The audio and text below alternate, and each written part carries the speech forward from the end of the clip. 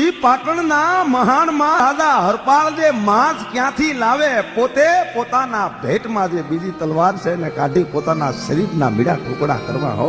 માતાજીનો ખાલી એક હાથ દેખાય, એમાં શરીરના ટુકડા કરી કરી અને જોગડીના હાથમાં મીડા મૂકવા.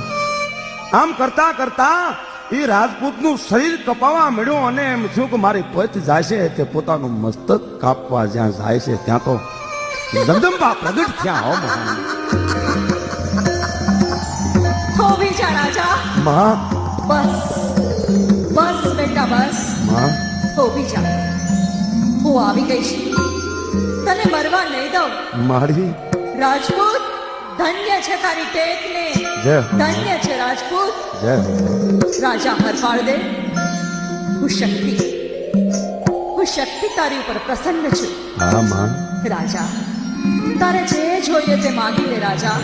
માં હરપાળ જે જોતું હોય તે માગ. હું શક્તિ બોલું છું રાજા, માગ માગ માગે તે આપું. હે માં, તમે દર્શન દીધા પછી હવે બીજું શું? અને મારી તમે જો મને કાંઈક માગવાનું કહેતા હો તો પેલા દુખિયાના દુઃખ ભાંગમાં અહીંની પ્રજાને બાબરો ભૂત કોઈ દી રંજાડે નહીં. દર વર્ષે જે માણસનો ભોગ લેવાય છે ને મારી, એને કાંઈક બંધ કરે અને એ બાબરો ભૂત ને મારે વશ થઈ જાય. હું જ્યાં જ્યાં એને મોકલું ઈ જાય.